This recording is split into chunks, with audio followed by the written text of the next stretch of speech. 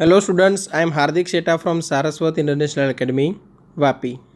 आज हम standard 11 subject physics chapter number 6 work energy and power को आगे बढ़ाते हैं। तो आज का टॉपिक है potential energy of a spring. ठीक है, पोटेंशियल एनर्जी समझने से पहले आपको दो चीज़ समझनी है। एक है स्प्रिंग फोर्स। चलो, स्प्रिंग फोर्स से उसका बिहेवियर कैसा होता है ये समझो। कि सपोज़ हमारे पास एक ऐसी स्प्रिंग है और यहाँ पे हमने उसके साथ एक कोई मास कनेक्ट किया हुआ है। ठीक है, तो ये जो नॉर्मल कंडीशन है वहाँ की पोजीशन हम लेते हैं x इक्वल टू ज़ीरो, और ये x इक्वल टू ज़ीरो को हम बोलते हैं इक्विलिब्रियम पोजीशन। ठीक है, अब मान के चलो कि मैं ये ब्लॉक को राइट हैंड साइड खींच रहा हूँ by applying some external force, suppose F। ठीक है, तो वो जो ब्लॉक है वो यहाँ पे आ जाएगा।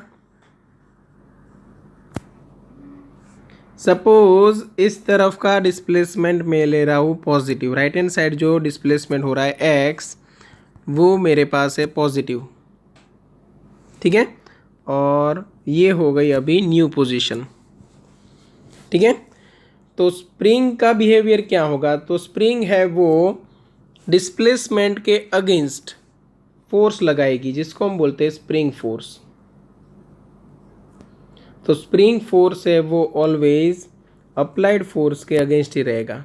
ठीक है, और ज़्यादा अच्छे से अगर आपको बोलना है तो स्प्रिंग फोर्स है वो ऑलवेज डिस्प्लेसमेंट के अगेंस्ट होगा।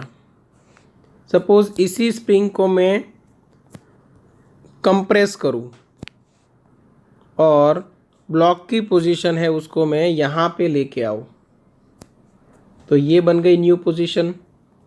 अभी डिस्प्लेसमेंट बन गया नेगेटिव, अप्लाइड फोर्स था वो ये डायरेक्शन में था, तो स्प्रिंग फोर्स है वो डिस्प्लेसमेंट के ऑपोजिट डायरेक्शन में, मतलब ये डायरेक्शन में रहेगा। आप खुद भी सोच सकते हो ना, स्प्रिंग को आप जितना दबाओगे उतना ही ऑपोजिट डायरेक्शन में फोर्स लगाएगी। तो जो दबाने के लिए, स्प्रिंग को दबाने के लिए आपने जो फोर्स लगाया वो ये है F, और स्प्रिंग ने जो सामने फोर्स लगाया ये है Fs, स्प्रिंग फोर्स Fs। ठीक है, तो एक्सप्लेनेशन पूरा डिटेल में आपको टेक्स्ट बुक में दिया हुआ है, वो अच्छे से पढ़ लेना है, एग्जाम में भी वो आप ओन वर्ड्स में लिख सकते हो। ठीक है, तो spring force Fs is directly proportional to x in opposite manner, तो ऑपोजिट टू डिस्प्लेसमेंट। ठीक है, hence spring force equal to minus k x. यहाँ पे जो k है वो कांस्टेंट है, तो where k is spring constant, और उसका यूनिट क्या आएगा? न्यूटन पर मीटर। ठीक है, क्योंकि यहाँ पे फोर्स का यूनिट बनेगा न्यूटन, यहाँ पे डिस्प्लेसमेंट का मीटर, ये मीटर नीचे जाएगा, और जो स्प्रिंग कांस्टेंट है उसका यूनिट बनेगा न्यूटन पर मीटर। हमें यहाँ पे एनर्जी की बात करनी है। ठीक है, तो एनर्जी के लिए क्या कर सकते हैं? तो हम वर्क डन फाइंड करेंगे। कौन सा वर्क डन ये भी समझो कि ये जो स्प्रिंग है उसको हम खींच रहे हैं सपोज XM डिस्टेंस तक। ओके, तो यहाँ पे वर्क डन फाइंड कर रहे हैं,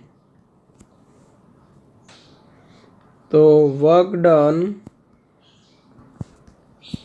ऑन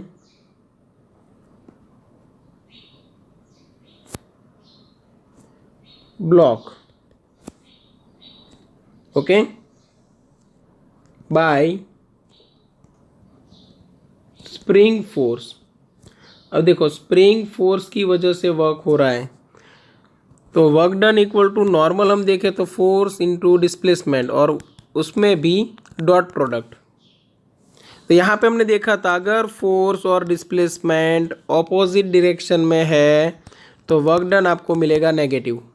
ठीक है, तो सेम यहाँ पे समझो कि यहाँ पे x पॉजिटिव मतलब डिस्प्लेसमेंट है वो राइट हैंड साइड है और स्प्रिंग फोर्स उसको लेफ्ट हैंड साइड खींच रहा है, तो डिस्प्लेसमेंट और फोर्स दोनों ऑपोजिट डायरेक्शन में है, मतलब यहाँ पे वर्क डन आएगा नेगेटिव।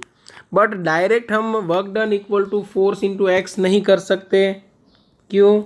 क्योंकि आप जैसे जैसे ये ब्लॉक को राइट हैंड साइड खींचते जाओगे वैसे वैसे ये स्प्रिंग फोर्स बढ़ता जाएगा, क्योंकि यहाँ पे हमने लिखा ना spring force is directly proportional to displacement. और आपने भी महसूस किया होगा जितनी स्प्रिंग को हम ज़्यादा खींचते हैं उतने ही ज़्यादा फोर्स से जो स्प्रिंग है वो अपोज करती है। ठीक है, तो यहाँ पे आपको फॉर्मूला लेना पड़ेगा work done by variable force. Work done by spring force equal to work done by variable force का फॉर्मूला क्या है? F into d x. Force कौन सा है? स्प्रिंग फोर्स, तो spring force into d x.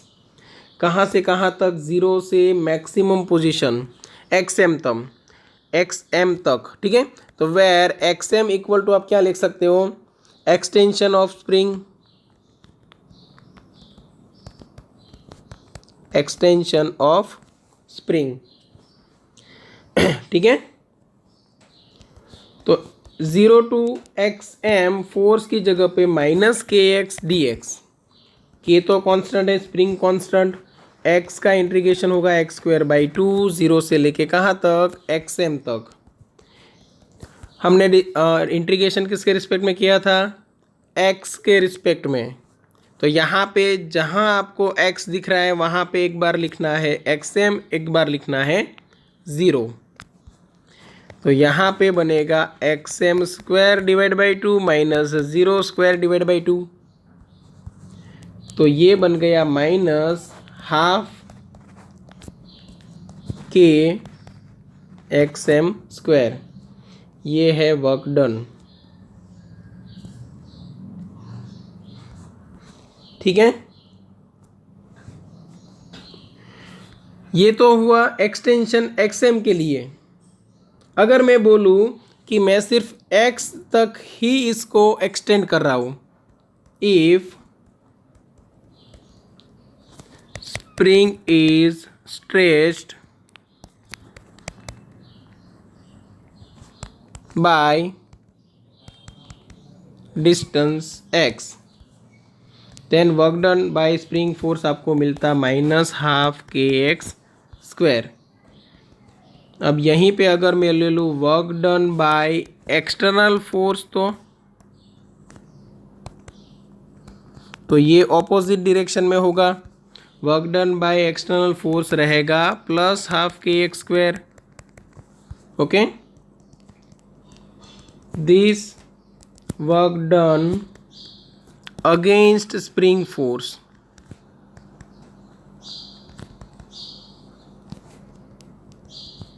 will become potential energy of spring, potential energy of spring।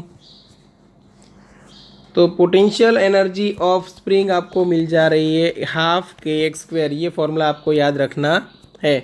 और maximum potential energy लेनी है तो मैक्सिमम एक्सटेंशन लेना है, तब एक्स की जगह पे आपको कर देना है एक्स एम। क्लियर? ओके, तो ये स्प्रिंग फोर्स के लिए,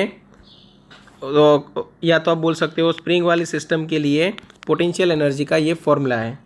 ठीक है, कहाँ से हमने डेरिवेशन स्टार्ट किया था? Work done by spring force से, और हमने मैक्सिमम एक्सटेंशन ले लिया था एक्स एम, इसलिए ज़ीरो से लेके कहाँ तक लेके गए थे? एक्स एम तक। हमें फॉर्मूला मिला था minus k x m square. ठीक है, ये था work done by spring force. Okay, work done by spring force ही ले रहे हैं, बस इस बार हम ले रहे हैं एक्सटेंशन सिर्फ एक्स, मैक्सिमम एक्सटेंशन नहीं। समझो कि अगर मैं मान के चलूँ कि ये स्प्रिंग है और ये है ब्लॉक, मैंने स्प्रिंग को यहाँ तक एक्सटेंड किया, कहाँ तक? समझो ये उसकी फाइनल पोजीशन है, तो ये मैक्सिमम एक्सटेंशन हो गया। तो मैं ये जो एक्सटेंशन है उसको बोलने वाला हूँ एक्स एम। बट अगर मुझे कहीं इंटरमीडिएट पोजीशन पे जैसे कि यहाँ पे मुझे चाहिए पोटेंशियल एनर्जी, तो फिर ये जो डिस्टेंस है वो कोई भी मैं x बोल सकता हूँ। तो मैक्सिमम पोटेंशियल एनर्जी के लिए आएगा हाफ के एक्सएम स्क्वायर, और किसी भी पोजीशन के लिए पोटेंशियल एनर्जी का फॉर्मूला आएगा हाफ के एक्स स्क्वायर। चलो यहाँ तक समझ में आ गया होगा, क्लियर? ओके, तो मैक्सिमम पोटेंशियल एनर्जी वो टोटल हो गई, ठीक है, इक्वल टू आप क्या ले सकते हो, potential energy at x plus kinetic energy eight position x. और मैक्सिमम पोटेंशियल एनर्जी हम कहाँ पे ले रहे हैं, एक्स एम पे, तो half k x m square. समझो हाँ, हमने स्प्रिंग को स्ट्रेच करके रखा था एक्स एम तक, इसलिए half k x m square मतलब मैक्सिमम पोटेंशियल एनर्जी वो बन गई potential energy at x. Potential energy at x में लिखोगे half k x square plus kinetic energy at x के लिए आप लिखोगे हाफ एम वी स्क्वायर। तो ये हो गया law of conservation of energy for spring, ठीक है। यहाँ पे ये पोजीशन पे काइनेटिक एनर्जी क्या होगी, ज़ीरो। क्यों? क्योंकि जितनी भी एनर्जी है वो सारी की सारी पोटेंशियल एनर्जी के फॉर्म में स्टोर्ड है, और कोई भी पोजीशन पे आप देखोगे तो वो ऑब्जेक्ट मूविंग भी होगा और थोड़ा बहुत डिस्प्लेसमेंट भी है इक्विलिब्रियम पोजीशन से, इसलिए दोनों एनर्जी होगी पोटेंशियल प्लस काइनेटिक। और इक्विलिब्रियम पोजीशन पे देखोगे तो पोटेंशियल एनर्जी बन जाएगी ज़ीरो और काइनेटिक एनर्जी बन जाएगी मैक्सिमम, ठीक है। तो इक्विलिब्रियम पोजीशन और मैक्सिमम पोजीशन को आप कंपेयर कर सकते हो, ठीक है। तो यहाँ पे लिखोगे at equilibrium position. Equilibrium position मतलब कौन सी, x equal to zero, total potential energy will be converted in kinetic energy. तो टोटल पोटेंशियल एनर्जी समझना, total potential energy at x equal to x m वो बन जाएगी टोटल काइनेटिक एनर्जी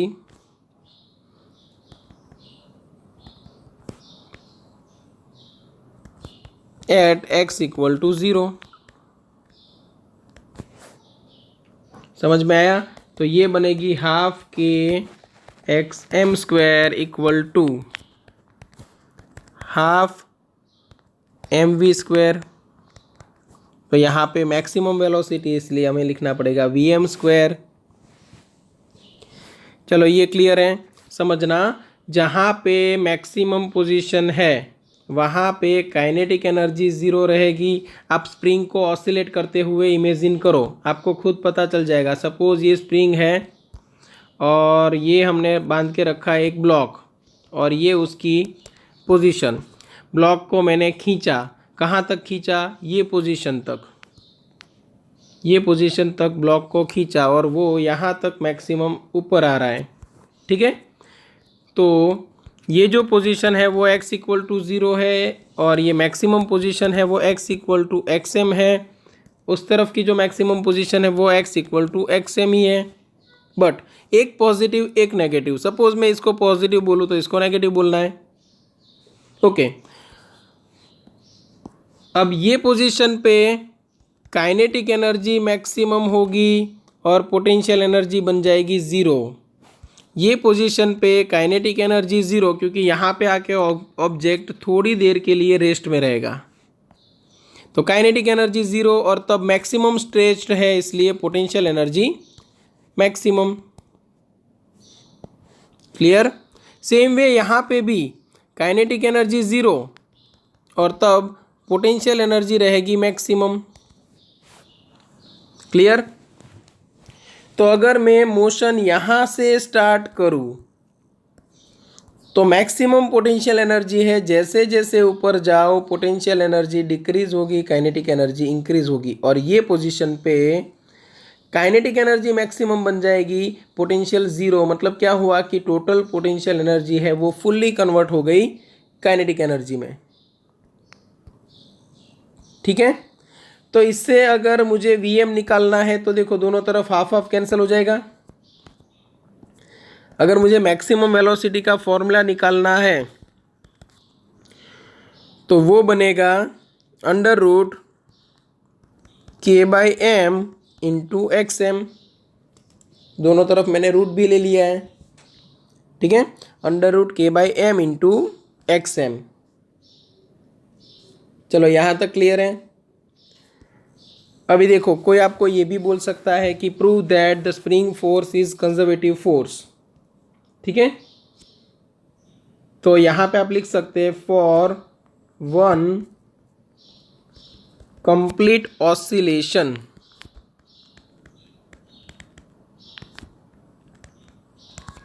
चलो एक पूरा ऑसिलेशन कंप्लीट हो जाए उसके लिए इनिशियल पोजीशन क्या रहेगी स्प्रिंग की। इनिशियल पोजीशन सपोज है XI, तो फाइनल पोजीशन भी क्या रहेगी XI। क्योंकि अगर पूरा एक ऑसिलेशन कंप्लीट हो रहा है इसका मतलब क्या कि अगर यहाँ से सपोज स्टार्ट किया तो ये ऊपर गया और ये वापस नीचे आया, ये एक ऑसिलेशन हुआ, तो इनिशियल पोजीशन और फाइनल पोजीशन बन जाएगी सेम। अगर यहाँ से स्टार्ट किया तो सपोज ये ऊपर गया, ऊपर से ये नीचे आया, नीचे से यहाँ पे गया और यहाँ से वापस ऊपर आया, तो ये जो पूरा एक साइकिल कंप्लीट हुआ उसको बोला जाता है वन ऑसिलेशन। ठीक है, तो एक कंप्लीट ऑसिलेशन का मतलब ये रहेगा कि इनिशियल पोजीशन और फाइनल पोजीशन सेम रहेगी। क्लियर। तो अभी मैं वर्क डन ले लूँ तो वर्क डन इक्वल टू क्या रहेगा, स्प्रिंग फोर्स इंटू dx। कहाँ से कहाँ तक, इनिशियल पोजीशन से फाइनल पोजीशन, बट फाइनल भी XI ही है। ठीक है, तो ये integration minus KX dx initial position to the same position, तो ये minus k as it is x²/2 XI to XI। तो दोनों बार आपको क्या लिखना है, x की जगह पे XI, तो XI²/2 माइनस XI²/2, तो ये क्या हो गया 0। अब इसका मतलब क्या है, तो यहाँ पे जो वर्क डन हो रहा है ओवर अ क्लोज्ड पाथ वो आपको मिल रहा है 0। तो यहाँ पे आप लिखोगे the work done by cyclic process, the work done by spring force. पूरा आपको लिखना है तो ऐसे लिखो, spring force in a cyclic process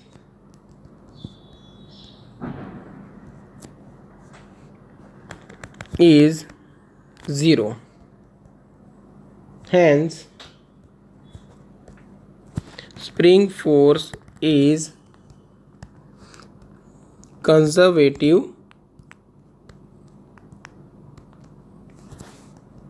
force. बहुत सारी डेफिनेशंस है कंजर्वेटिव फोर्स की, वो भी हमने यहाँ पे पढ़ी थी।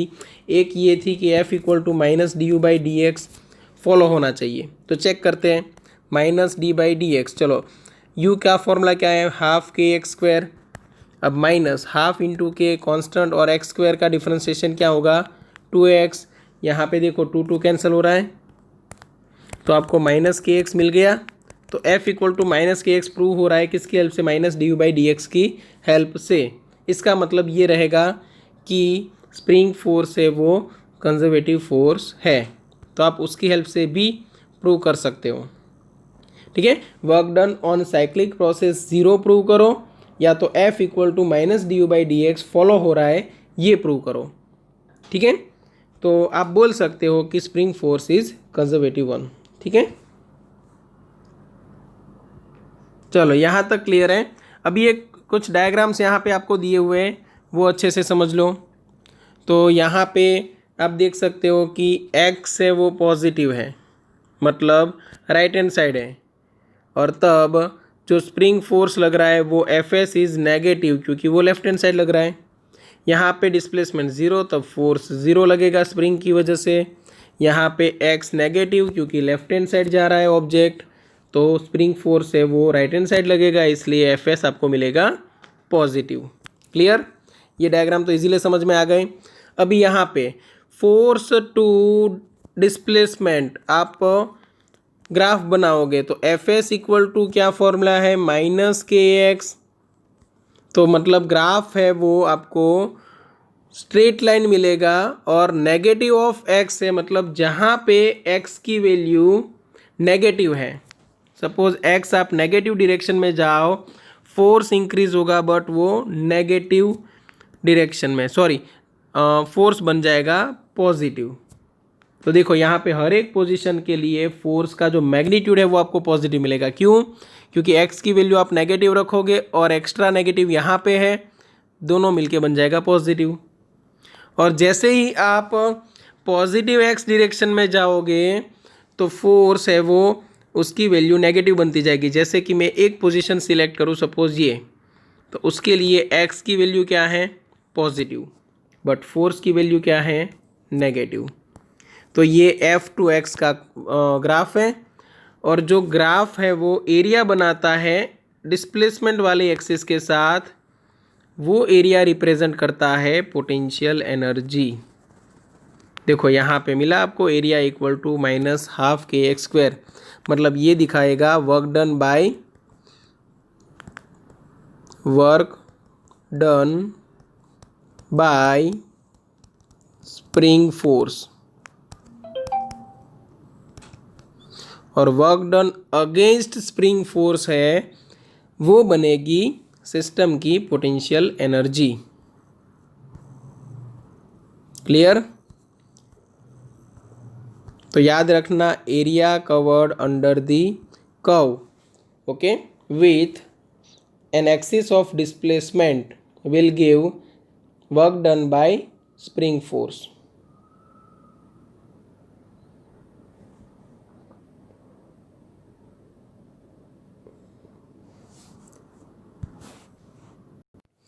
फिर आपको टेक्स्ट बुक में 3 एक रिमार्क्स दिए हुए हैं, ठीक है, आई, डबल आई और ट्रिपल आई करके, वो एक बार अच्छे से पढ़ लेना। मैं यहाँ पे एक्सप्लेन कर देता हूँ। फर्स्ट कि ये जो कंजर्वेटिव फोर्स की डेफिनेशन है उसमें आपको टाइम के बारे में पता नहीं चलेगा, मतलब आपको ये पता चलेगा कि कंप्रेशन या एक्सपांशन कितना हो रहा है, बट टाइम के साथ कितना कंप्रेस हो रही है स्प्रिंग वो आपको पता नहीं चलेगा। और अगर टाइम के साथ डिस्प्लेसमेंट का रिलेशन निकालना है तो आपको न्यूटन्स लॉ ऑफ मोशन पे जाना पड़ेगा। Clear? Newton's second law of motion का यूज़ करना पड़ेगा यहाँ पे। क्लियर?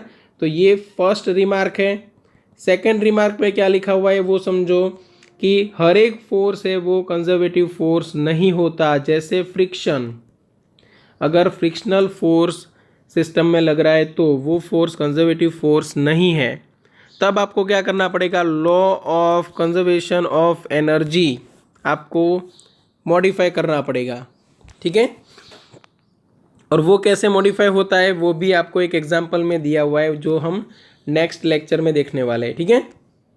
और जो थर्ड रिमार्क है, थर्ड रिमार्क में आपको बोला गया है कि potential energy equal to zero. ये तो आप अपने हिसाब से ले सकते हो, मतलब मैंने जैसे यहाँ पे स्प्रिंग में क्या किया था, इक्विलिब्रियम पोजीशन की जो पोटेंशियल एनर्जी है उसको ज़ीरो बोल दिया था। ठीक है? तो उसके कंपैरिजन में बाकी सारी एनर्जीज़ को मैंने यहाँ पे लिखा था। जैसे मैं बोलूँ कि यहाँ पे पोटेंशियल एनर्जी ज़ीरो, तो यहाँ पे पोटेंशियल एनर्जी बनती थी मैक्सिमम सपोज 100। ठीक है?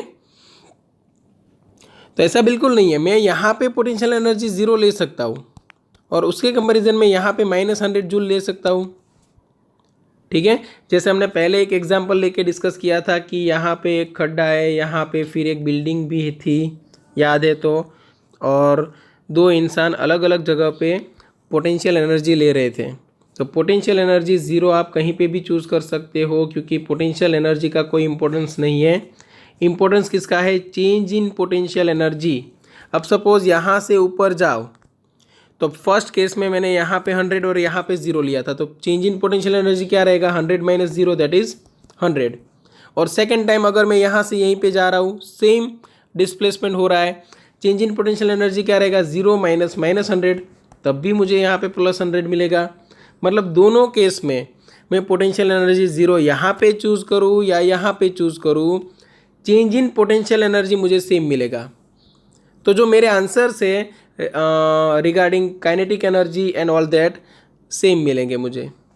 ठीक है, तो थर्ड पॉइंट है पोटेंशियल एनर्जी है वो आप कहीं पे भी चूज़ कर सकते हो। फिर बाकी के पोजीशंस के लिए जो पोटेंशियल एनर्जी है वो आपको जो आपने ज़ीरो पोटेंशियल एनर्जी सिलेक्ट की है उसके रेफरेंस में लेनी पड़ेगी। ठीक है, चलो यहाँ तक रखते हैं स्प्रिंग फोर्स के लिए। एक बार टेक्स्ट बुक का वर्ड टू वर्ड अच्छे से रिवीजन कर लेना, क्योंकि ये बहुत ज़रूरी है। ये जो स्प्रिंग है उसके ऊपर, उसके बेस पे एक पूरा चैप्टर है ऑसिलेशन, जो आप पार्ट 2 में पढ़ने वाले हो, तो ये कंसेप्ट आपके क्लियर होने चाहिए। चलो यहाँ तक रखते हैं, अगर किसी को कोई डाउट है तो कांटेक्ट कर सकते हो। Thank you.